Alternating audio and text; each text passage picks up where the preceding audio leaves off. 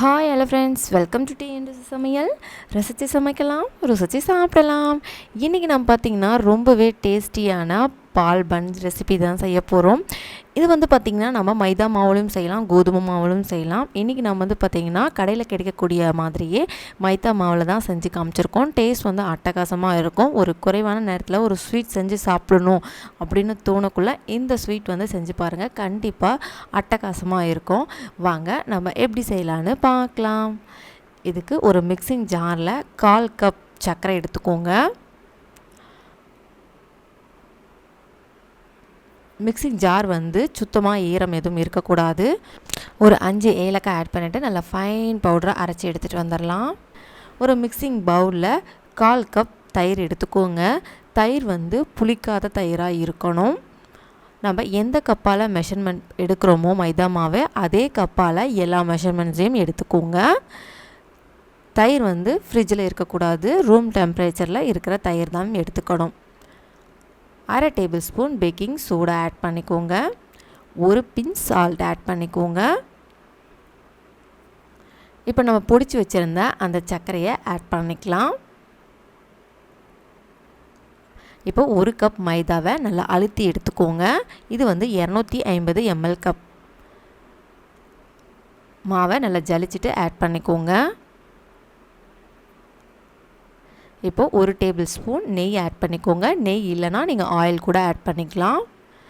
இப்போது தண்ணி எதுவும் ஃபஸ்ட்டு சேர்க்கக்கூடாது. நல்லா அந்த தயிர்லேயே மாவை நல்லா பிணைஞ்சி விட்டுக்கோங்க. இப்போது கொஞ்சம் கொஞ்சமாக பால் ஆட் பண்ணிவிட்டு நமக்கு எந்த அளவுக்கு வேணுமோ அந்த அளவுக்கு நம்ம பிணைஞ்சி எடுத்துக்கலாம். நீங்கள் பாலுக்கு பதிலாக தண்ணி கூட ஆட் பண்ணி பிணைஞ்சி எடுத்துக்கலாம். ஆனால் பால் ஆட் பண்ணி செய்யக்குள்ள இன்னும் எக்ஸ்ட்ராவான க்ரீமி அண்ட் டேஸ்ட் இருக்கும். பாருங்கள், இந்த அளவுக்கு மாவை நம்ம பிணைஞ்சி எடுத்துக்கணும். இதுக்கு 1/4 கப்புக்கும் கொஞ்சம் அதிகமாக பால் தேவைப்பட்டது. பால் காய வச்சு ஆற வச்ச பாலை தான் எடுத்துக்கணும். இப்போது இதை ஒரு 3/4 மணி நேரம் நல்லா ரெஸ்ட் விட்டு எடுத்துக்கலாம். இப்போது ஒரு கடாயில் 3/4 கப் சர்க்கரை ஆட் பண்ணிக்கோங்க. நம்ம மொத்தமாக 1 கப் எடுத்துருக்கோம். ஆல்ரெடி 1/4 கப் அரைச்சி எடுத்துருக்கோம். இதில் நம்ம 3/4 கப் ஆட் பண்ணியிருக்கோம். 3/4 கப் தண்ணி எடுத்துக்கோங்க. ரெண்டையுமே ஆட் பண்ணிவிட்டு ஸ்டவ் ஆன் பண்ணிக்கோங்க. சர்க்கரையை நல்லா கரைச்சி விட்டுக்கோங்க. இன்றைக்கி நம்ம பார்த்திங்கன்னா இந்த சுகர் சிரப் 1/2 கம்பி பக்குவம் எடுத்துக்க போகிறோம். பாருங்கள், இந்த மாதிரி பபிள்ஸ் மட்டும்தான் வரணும், கம்பி பக்குவம் வரக்கூடாது. நம்ம குலோப் ஜாமுனுக்கு ஒரு பக்குவம் எடுப்போம் இல்லைங்களா, அந்த மாதிரி பக்குவத்துக்கு சிரப் செஞ்சு எடுத்துக்கலாம். ஒரு 1/2 டேபிள் ஸ்பூன் லெமன் சாறு பிழிஞ்சு விட்டுக்கலாம். அப்போ தான் சிரப் கட்டிப்படாது. இப்போது இதை நம்ம ஆற வச்சு எடுத்துக்கலாம்.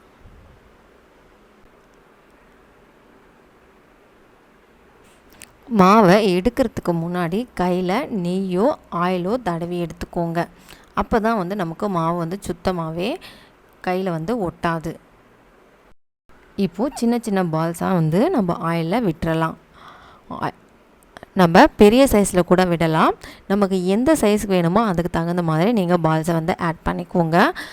எண்ணெய் பார்த்திங்கன்னா நல்லா சூடு பண்ணிவிட்டு மீடியம் அண்ட் லோ ஃப்ளேமில் வச்சு குக் பண்ணிக்கோங்க.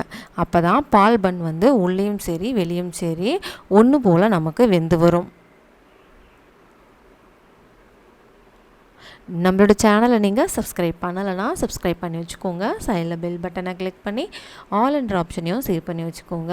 அப்போ தான் நாம் போடுற ஒவ்வொரு வீடியோவுமே உங்களுக்கு நோட்டிஃபிகேஷனாக வரும். இப்போது அந்த பாத்திரத்துக்கு நமக்கு எவ்வளோ பால்ஸ் போட முடியுமோ அதுக்கு தகுந்த மாதிரி ஆட் பண்ணிவிட்டு கரண்டியால் தொலைவி விட்டுட்டே இருங்க. அப்போ தான் ஒரே மாதிரியான கலர் நமக்கு கிடைக்கும். அவ்வளோதான், அந்த பப்பிள்ஸ் எல்லாம் நல்லாவே அடங்கிடுச்சு. நமக்கு பால் பன் நல்லா வெந்து வந்துருச்சு. நம்ம இந்த மாதிரி திருப்பி திருப்பி விட்டுட்டே இருக்கணும். இப்போ நம்ம ஆயிலேருந்து எடுத்துடலாம். அவ்வளோதான், எடுத்தாச்சு. இப்போ நம்ம சூடாக எடுத்த இந்த பால் பண்ணை உடனே நம்ம பாகில் ஆட் பண்ணோன்னா சீக்கிரமே நல்லா அந்த சிரப்லாம் உள்ளே இறங்கி ஜூஸி ஆகிடும். கொஞ்சம் டைம் எடுத்து நாம் ஆட் பண்ணோன்னா உள்ளே வந்து கொஞ்சம் சீக்கிரமாக இறங்காமல் மேலே மட்டும் சீக்கிரமாக இறங்கி வரும். உங்களுக்கு எந்த மாதிரி வேணுமோ நீங்கள் அந்த மாதிரி ஆட் பண்ணிக்கோங்க. இன்றைக்கி நம்ம சூடாக எடுத்து ஆட் பண்ணியிருக்கோம். அப்போ தான் நல்லா ஜூஸியாக கிடைக்கும். ஆட் பண்ணிவிட்டு ஒரு 5 மினிட்ஸ் இருந்தாவே போதும், நல்லாவே ஊறி வந்துடும். இந்த மாதிரி கிளறி விட்டுட்டே இருங்க. அவ்வளோதான், ரெடி ஆயிடுச்சு. ஈஸியான டேஸ்டியான ஒரு குயிக்கான ஸ்வீட் ரெசிபி, பால் பன் ரெசிபி. கண்டிப்பாக நீங்களும் ஒரு டைம் ட்ரை பண்ணி பாருங்கள். ட்ரை பண்ணி பார்த்துட்டு எப்படி வந்திருக்குன்னு சொல்லிவிட்டு கமெண்ட் ஷேர் பண்ணுங்கள். அவ்வளோதான், உடைச்சி காமிக்கிறேன் பாருங்கள். நல்ல ஒரு சூப்பரான பால் பன் வந்து வீட்டிலையே செஞ்சாச்சு. இது நம்ம எவ்வளோ செஞ்சாலும் பத்தாது, அவ்வளோ சூப்பரான ரெசிபி.